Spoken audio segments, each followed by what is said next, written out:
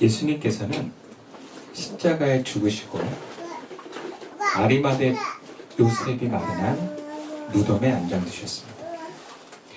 그리고 사흘째 되는 날 새벽에 예수님을 사랑했던, 그리고 죽은 예수도 사랑하는 여인들이 향품을 가지고 그 무덤으로 찾아갑니다. 근데 무덤가에 가보니까 무덤을 막았던 돌이 옮겨져 있고 지키는 사람도 없습니다. 그래서 그 무덤 안으로 들어가 봤는데 예수님의 시신도 없었습니다. 그래서 이런 상황을 우리가 어떻게 해야 될까 하며 당황하고 뭔가 근심하는 가운데 천사가 나타납니다. 그 천사는 예수님은 여기 계시지 않고 살아나셨다라고 얘기를 합니다. 그리고 갈릴리에 계실 때에 너에게 어떻게 말씀을 하셨는지 기억해 보아라. 살아나셨고 이전에 하신 말씀을 기억해 보아라 라고 말씀합니다. 여자들은 예수님의 말씀을 회상했고 그리고 무덤에서 돌아와 남은 제자들에게 자신들이 경험한 이야기를 말합니다. 근데 사도들은 이 이야기를 듣고 어처구니 없습니다. 믿지 않았다는 거예요. 그런데 그 중에 베드로만 뭔가 있지 않을까 하는 그런 마음으로 빈 무덤으로 달려가서 무덤을 확인합니다. 근데 베드로에게는 천사가 나타나지 않았어요. 중요한 것은 여기서 예수님은 이미 부활하셨는데 제자들과 여인들은 못 만났다는 거예요. 부활 사건에서 중요한 것은요, 부활하신 예수님의 소식을 들었느냐보다 부활하신 예수님을 만났느냐에 있습니다. 우리도 부모님에게서, 목사님에게서 들은 예수는 알고 있습니다. 그러나 신앙은 내가 만난 예수님을 통해서 경험되는 것입니다. 신앙은 살아계신 예수님을 만나는 것을 통해서 내 삶이 변화되는 것입니다. 교회를 다니면서도 하나님을 경외하지 않는 데는 들은 예수는 아는데 만난 예수가 없기 때문입니다. 신앙은 우리에게 예수님을 만났을 때 살아있게 된다라고 말합니다. 근데 신앙인들에게 있어서 예수님을 만난다는 것은 무척 당연하고 자연스러운 것이면서 또 한편으로는 그게 무슨 얘기지 하는 것과 같습니다. 그러니까 예수님을 만난다는 건 다 아는데 현실적으로 예수님을 만나는 사람은 적습니다. 누가복음에서 제자들에게 부활하신 예수님이 처음으로 나타나 만난 사건은 그 다음에 나옵니다. 예수님께서는 엠마오를 향해서 걸어가는 두 제자들에게 처음으로 나타나셔서 만나주십니다. 근데 처음에는 이 두 제자들도 예수님을 만났는데 그분이 예수님을 알아보지 못합니다. 엠마오를 향해 걸어갈 때 그들은 먼저 무덤에서 예수님의 시신이 사라진 것이며 또 예수님이 다시 살아나셨다고 말하는 그 여인들의 이야기를 하면서 걸어갑니다. 그때 예수님이 그들에게 다가갑니다. 그러나 그들은 눈이 가려져서 예수님을 만났지만 그분이 예수님임을 알아보지 못합니다. 여기 눈이 가려졌다는 것은 영적인 눈이 가려졌다는 것을 말합니다. 그리고 실제로 부활하신 예수님은 새 육신을 입었기 때문에 이전에 갈릴리에서 같이 생활했던 예수님과는 다른 모습이었을 거다라고 얘기를 해요. 예수님을 만나는 사람은 만나기를 원하는 사람들이 다 만나는 것은 아닙니다. 영적인 눈이 열려서 예수님을 알아본 사람만이 예수님을 만납니다.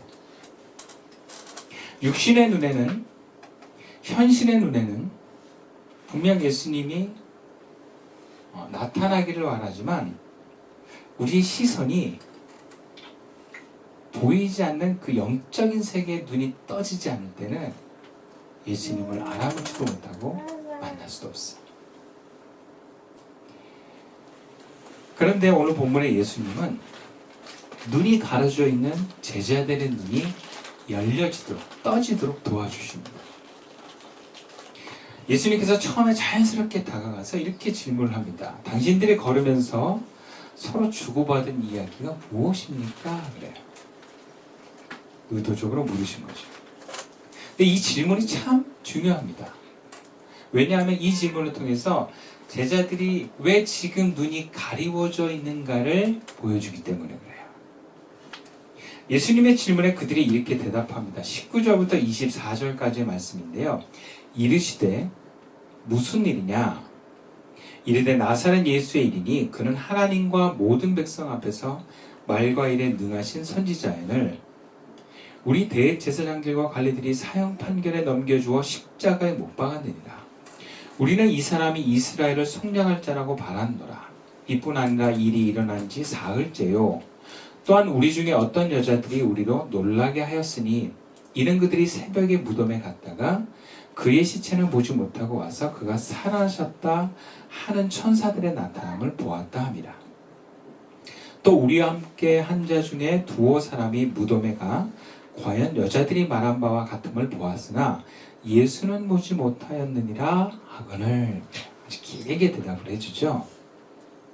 근데 여기 두 제자들의 이야기를 통해서 왜 그들이 그들의 눈에는 부활하신 예수님을 알아볼 수가 없었는가를 알게 해주는 내용들이 있어요. 그게 두 가지인데, 첫 번째는 그들은 십자가에 달린 예수님을 선지자로 믿었습니다. 21절에요. 그는 하나님과 모든 백성 앞에서 말과 일에 능하신 선지자이거늘. 그래요. 선지자라는 거예요. 예수님을 그리스도로 믿는 것과 예수님을 선지자로 믿는 것은 다릅니다. 여러분, 세상 사람들 중에도요, 교회 안 다니는데 예수님을 싫어하는 사람은 별로 없어요.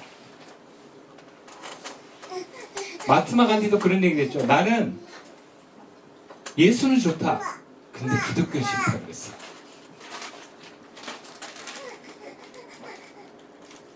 많은 사람들이 예수가 그래 참 좋은 말씀을 하셨던 선인이지 이렇게 얘기를 하고, 또 어떤 사람은 기적을 베푸셨던 능력자이지라고 얘기를 합니다.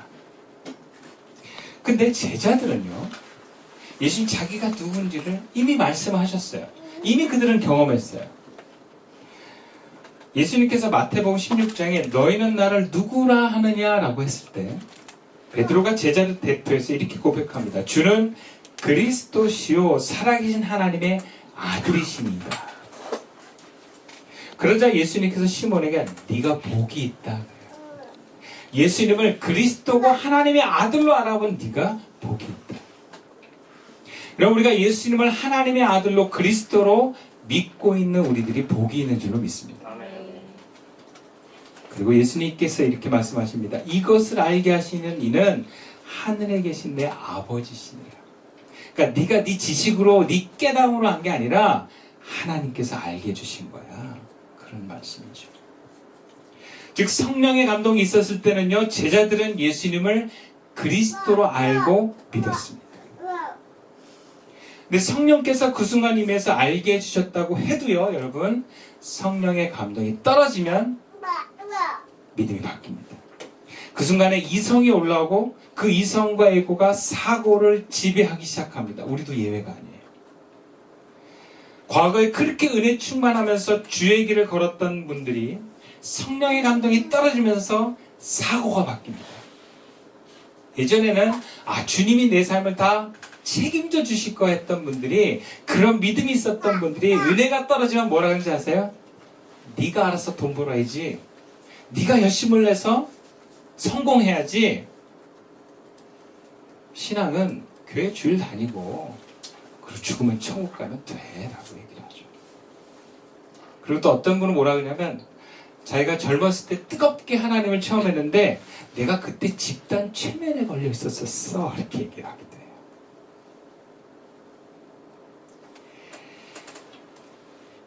우리가 결국 은혜 가운데 있었던 모든 지식과 깨달음이 은혜가 떨어지면 잃어버린다는 걸 아셔야 돼요.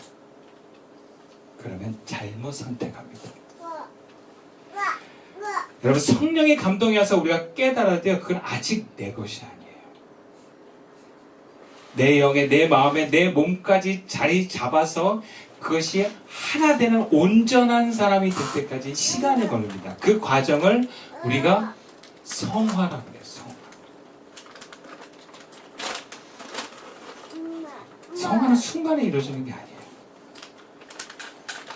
그렇게 예수님을 주는 그리스도시요 살아계신 하나님의 아들이라 믿었고 그렇게 고백했던 제자들이 이젠 예수님을 선지자라고 얘기합니다. 그리스도라 믿었던 예수님이 무기력하가 십자가에 달려 돌아가셨기 때문에 이제 성령의 감동도 없는 제자들은 예수님을 선지자로 해석하고 있습니다. 해석이요. 이 해석은요, 성령의 감동에 따른 해석이 아니라 예수님의 죽음을 이해하고 받아들이기 위해서 이성이 만들어 놓은 해석입니다. 아까도 말씀드렸지만 중고등부 때 막 성령의 역사를 막 충만하게 경험하고 막 입신하고 막 이랬던, 방언하고 이랬던 애들이 나중에 교회를 안 다니고요. 뭐라 그러냐? 아, 그때 집단 최면에 걸려가지고 내가 쓰러졌었어. 이렇게 그래요. 왜? 그게 지금의 내가 맨정신으로 이해하기엔 합리적인 해석이기 때문에.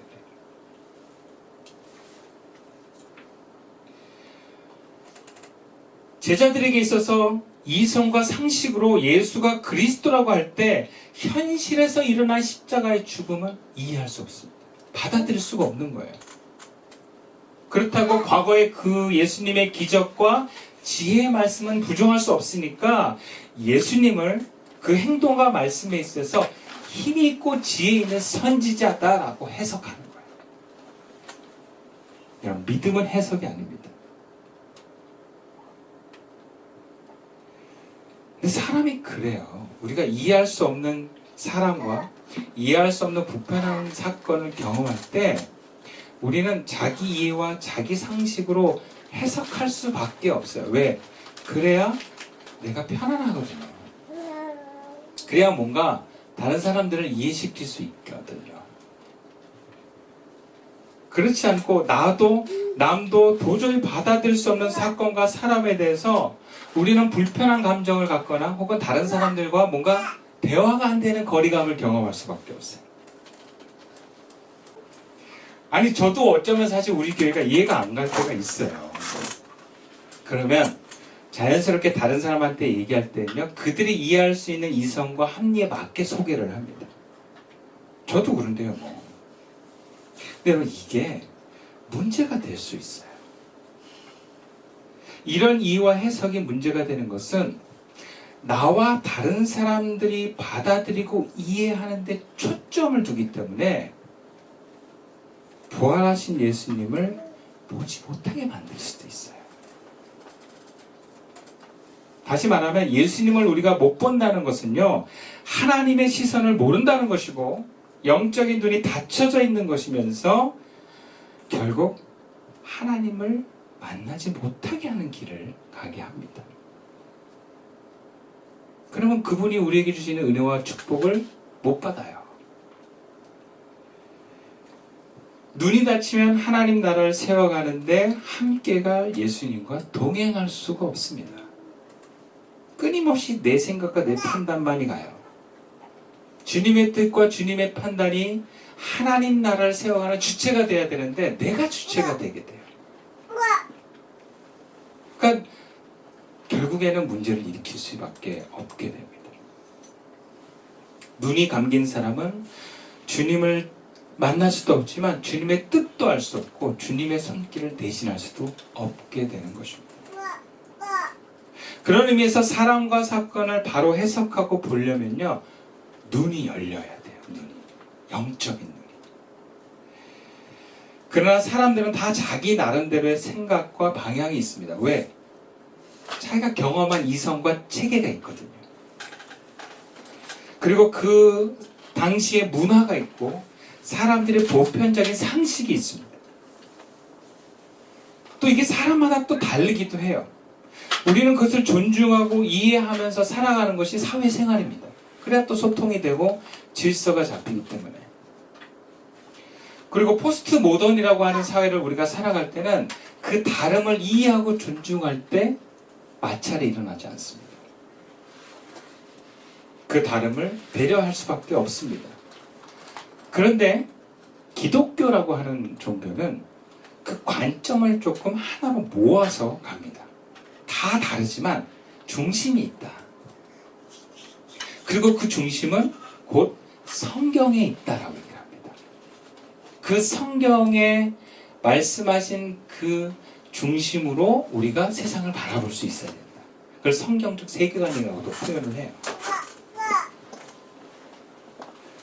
근데 문제는요, 성경을 해석하는 게 다 달라요. 그래서 같은 기독교인인데도 생각이 다른 거예요. 말씀을 바라보는 해석이 다르기 때문에 그렇습니다.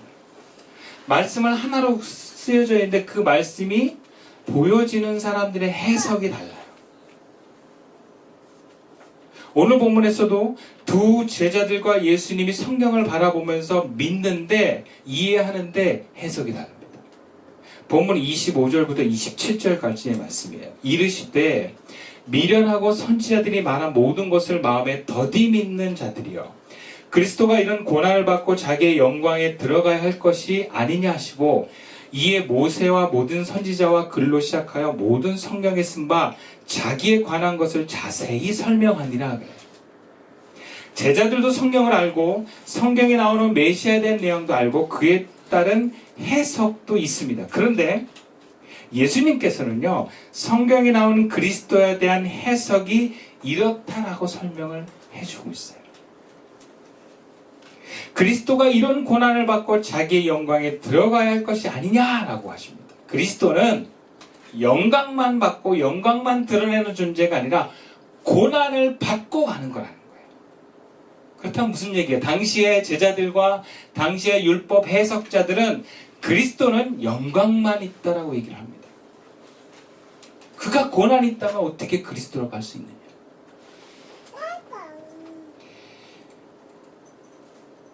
그렇다면 왜 제자들이 이 해석을 예수님처럼 할 수 없었던 것일까요?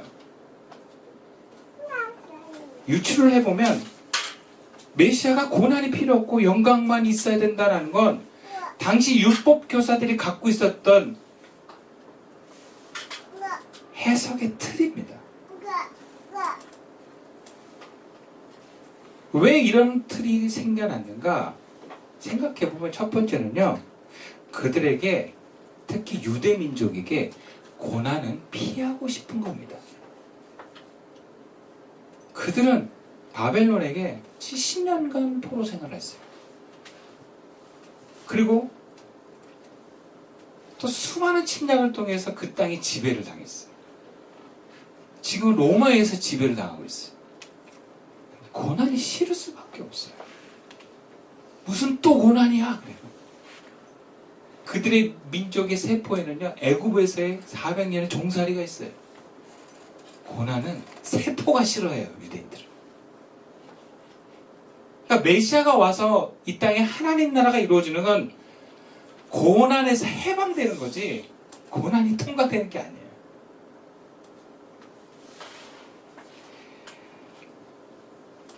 유대인은 그래서 현세의 복을 받고 행복하는 게 그들의 틀입니다.